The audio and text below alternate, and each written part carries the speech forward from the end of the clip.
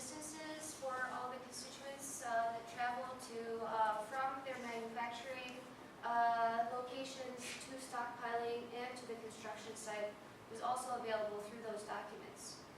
Another reference or resource that was used for this research was the study done by the University of Bath. They have an inventory of carbon and energy, which actually has carbon emissions and embodied energy for about over 200 materials. That does not include, though, the transportation embodied energy and carbon emissions. So in terms of the Alba Leopold Center, there were three, just looking at the concrete, it's a complex mixture of materials. And there were three different mixes for the concrete, different strengths and constituents percentages. So basically, if you're looking at the green, that was the footings. For the yellowish color on the street, looks yellow. That was the exterior walls and exterior slabs. And the orange color represents the interior slabs for the building. So we had to look at the manufacturer embodied energy right from the extraction of raw materials for each constituent. So this is looking at the aggregate production, and that's actually came from Lake Delta in Wisconsin. So we have roughly about the transportation mileage that was from the manufacturing to the stockpiling in Middleton. And additionally, for the other constituents, including the Lafarge cement, which came from Alpena, Michigan, they also, in addition to truck, actually, they had to use a barge, cement barge, and a truck to actually transport the materials from Alpena, Michigan. Fly ash production and transportation, embodied energy and carbon emissions came from Portage. The slag came from South Chicago, and it all went to stockpiling in Middleton, Wisconsin. So this is a rough overview of, just illustrates the transportation from the different locations of the concrete constituents. So again, looking at coming from Alpena, Michigan by barge, that was the Lafarge cement, the slag from South Chicago, and Lake Delton, the aggregates, and the fly ash from Portage. And even though if we look at Lake Delton and Portage, they were kind of crossing by the site, had to go to Middleton for mixing, and then went back to the site in Baraboo, Wisconsin. So additionally, using the construction documents, again looking at the three mixes, this actually illustrates the footings and the amount of concrete for footings that was used in the building, and the totals per cubic feet for that part. This looks at the amount of concrete that was used for the interior slabs. And this one shows the amount of concrete per cubic foot for the exterior walls and exterior slabs. So again, this is just looking at a breakdown of the concrete, and for each of the different mixes, again, the footings that's shown in green, interior slabs in orange, and exterior walls and slabs in yellow. And this is in cubic feet comparison.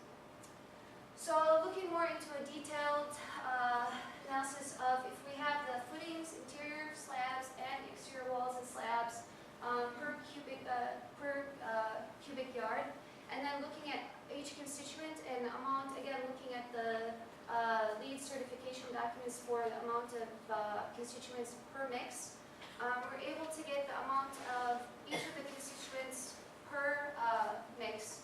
And if we notice that also each one actually has a different strength. So for the footings it was about 3,000 psi. They used less cement than what was used for the interior slabs in the exterior walls and slabs. And this is showing then all the concrete transportation, just an overview. Again, all the locations for all the constituents for the concrete, and transportation to stockpiling and to the construction site. From that, we were able to calculate the manufacturing embodied energy and the manufactured carbon emissions that's shown in this table right here for all constituents. And carbon emissions. And then we're able to get the total manufactured transportation embodied energy in BTUs and the total manufactured transportation carbon emissions pound CO2.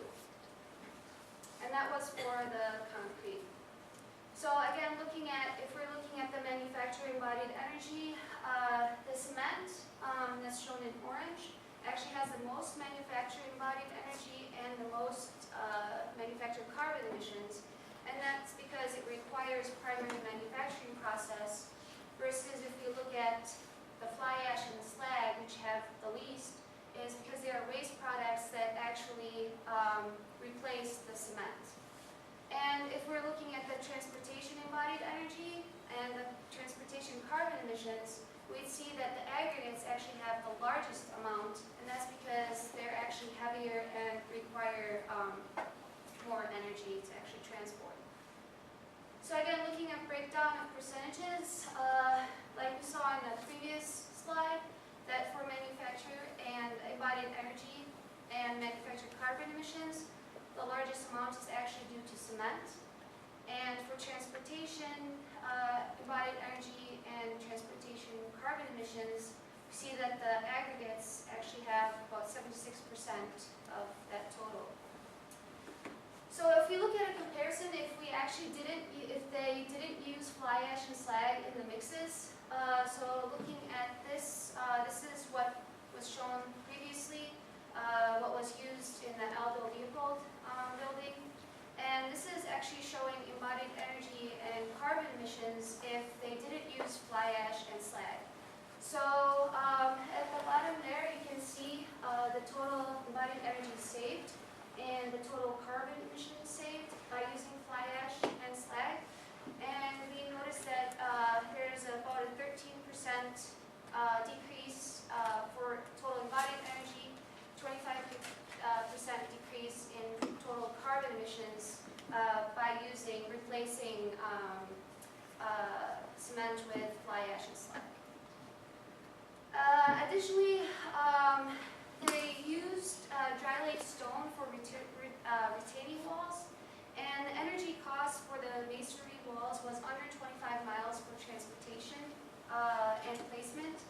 And so this is actually looking at the amount of embodied energy and carbon emissions for the retaining walls that were used.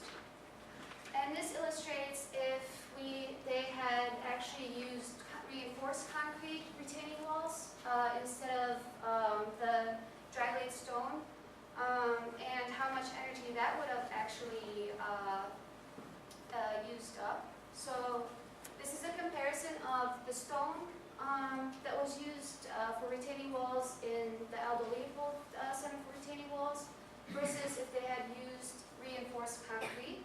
And we notice that there's about a 90% decrease in embodied energy and carbon emissions. So if we're looking at the second part, steel was actually used as connectors for the timber structure, and that was used from the Leopold pines.